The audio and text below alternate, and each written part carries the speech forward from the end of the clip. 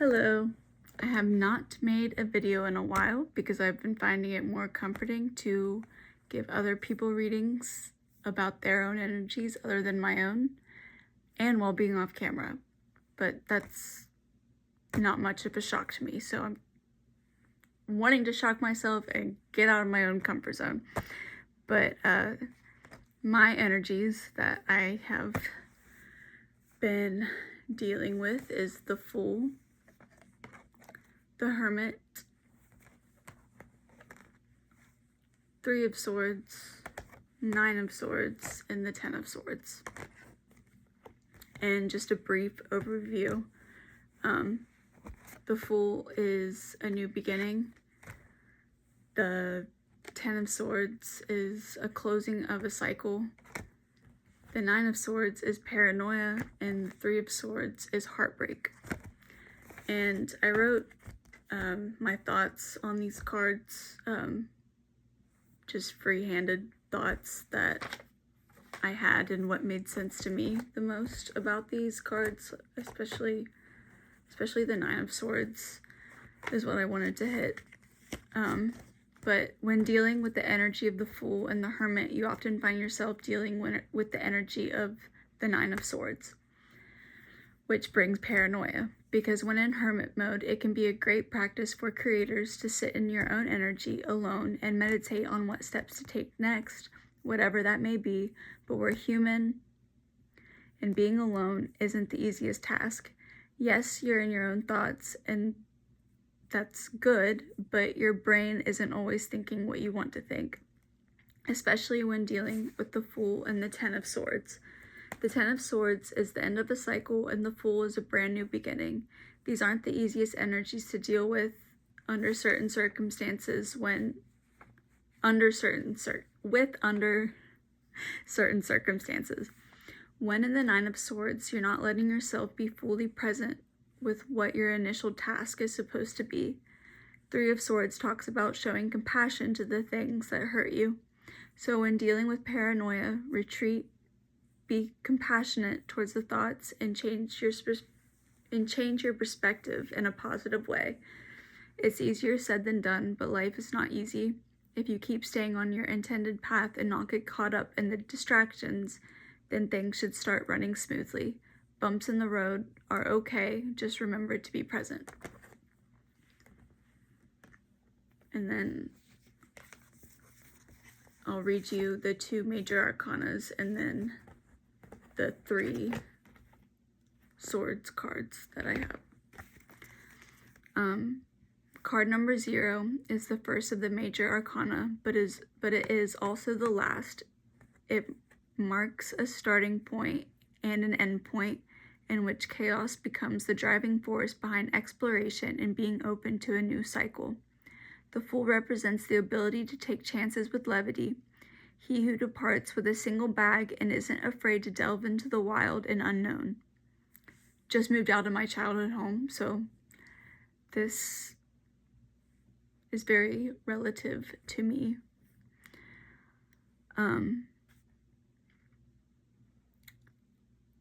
He is usually depicted on the edge of a precipice, unperturbed by the void. On the contrary, he seems to dance toward it. He knows that if he takes a step, a path will appear under his foot. The Fool is associated with Uranus, which in astrology is tied to everything that is open, a predisposition for exploration and mystery, but also for exploration, intelligence, and technology in terms of quick communication. His energy is nonconformist, new, and revolutionary. The sign he governs are Capricorn and Aquarius. His element is air. Keywords: exploration, levity, nonconformity, intuition, speed, play, spontaneity.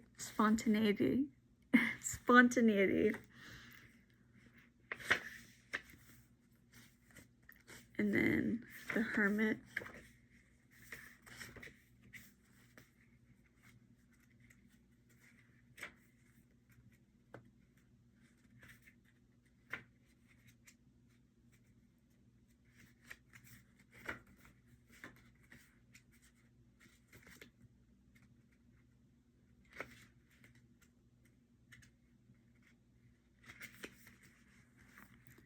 The planet that governs the sign of Virgo is Mercury, here in its earthly appearance.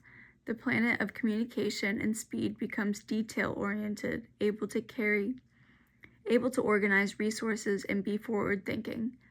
Virgo carries its light in the real material world, that of daily life. Being the sign Virgo also means knowing how to be independent, seeing solitude as productive and strength-generating. The hermit is a master of this art. The solitude of the hermit is always a state of calm, searching, and introspection. The lantern he carries illuminates the path step by step, focusing on the details typical of Virgo and its persistence. The path of the hermit, the first card that carries light in the major arcana, is the path that leads to our spiritual center. That's why it's good to be compassionate towards your thoughts after making peace with the decisions you've made, or else your solitude isn't going to be very productive anymore.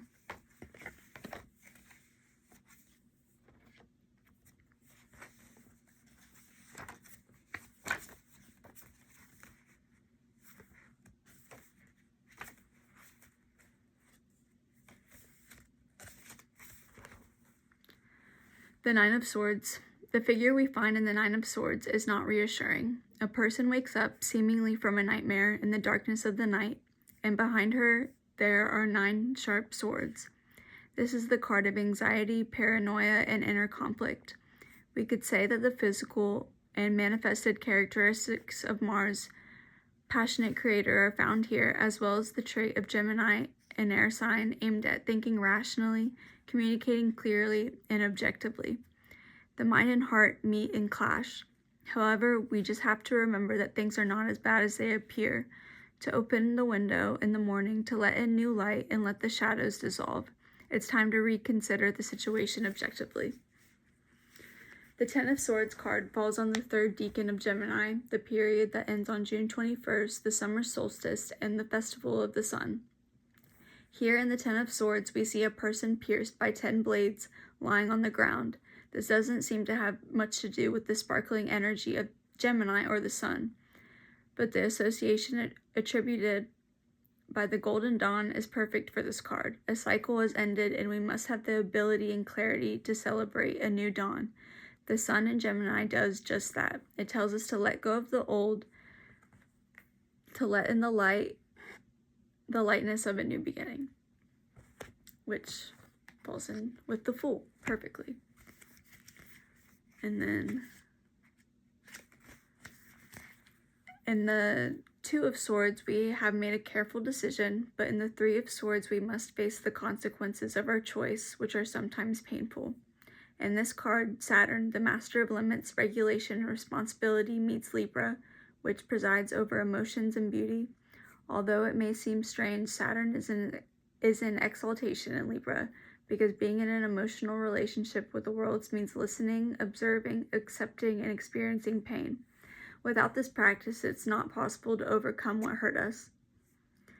If we don't remember what made us suffer and we're not compassionate toward it, we'll always be tied to it. The Three of Swords therefore breaks in order to then integrate wounds so that healing can take place. And I want to pull more cards and more advice.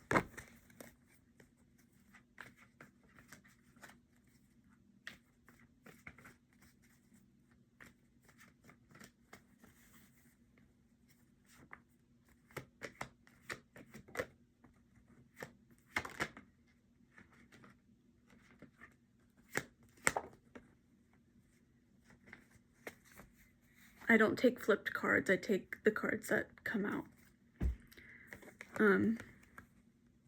But I got the Two of Swords and the Chariot.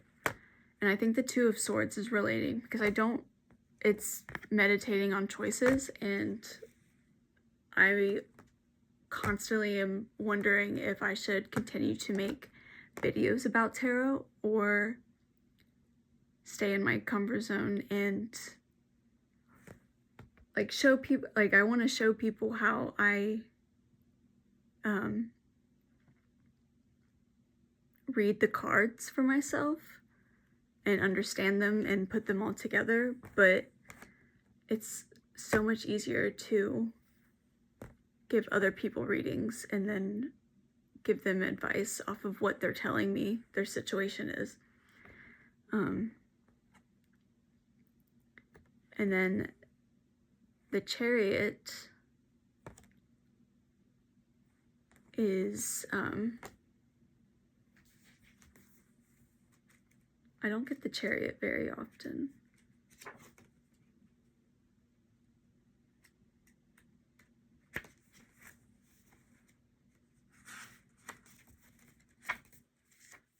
I believe it talks about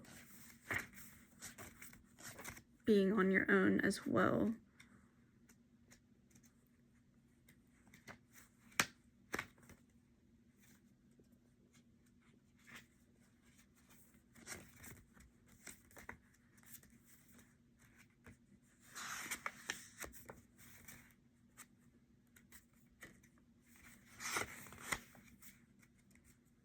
But it's also a major arcana.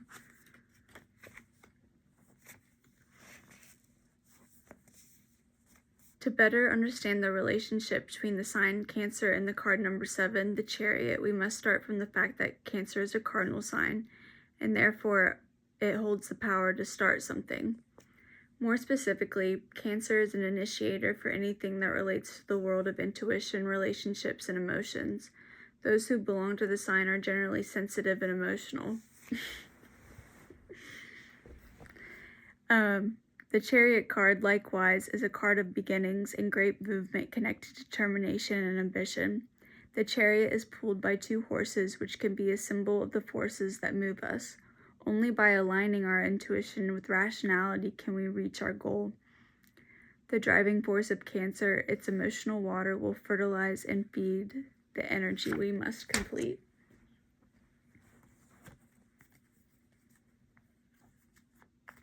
I want to do a clarification for the chariot.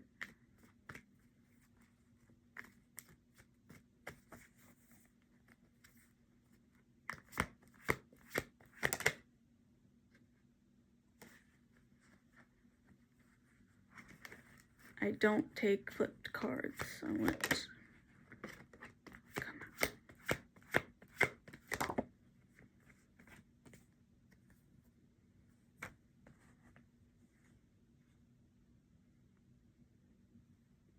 Five of Swords and the King of Cups.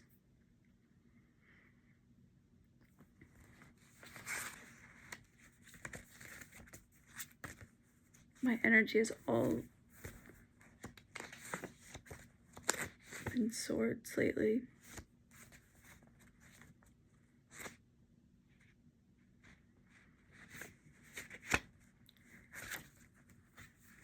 The King of Cups, stability and feeling through the earth element. He knows how to control his emotions so that they can become fertile ground for others as well.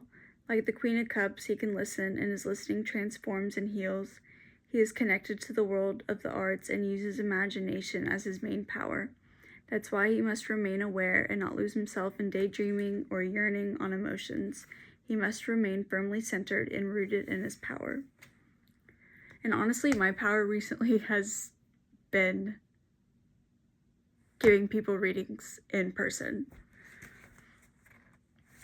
But the Five of Swords.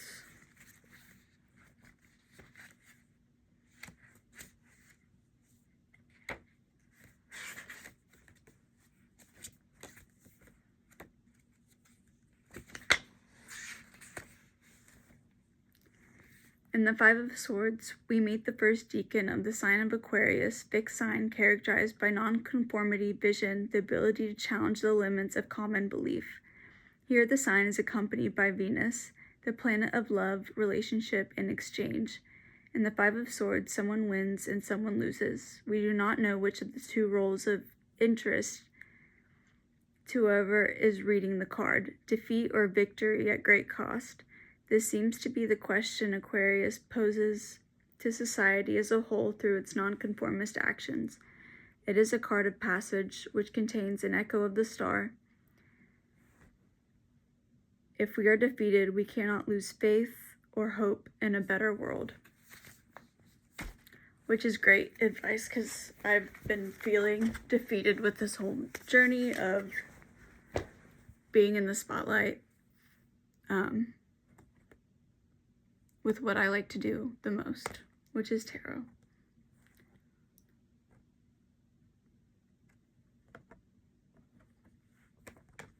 So, I am going to go meditate on these choices once again. But I do like making videos when I have an idea, because the Nine of Swords is really hard to talk about, especially when you've been in your own head and alone, heartbroken.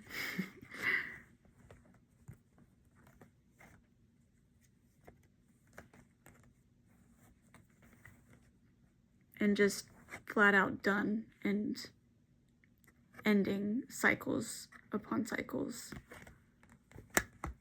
that you've been dealing with for years. But thank you for watching, and Happy New Year.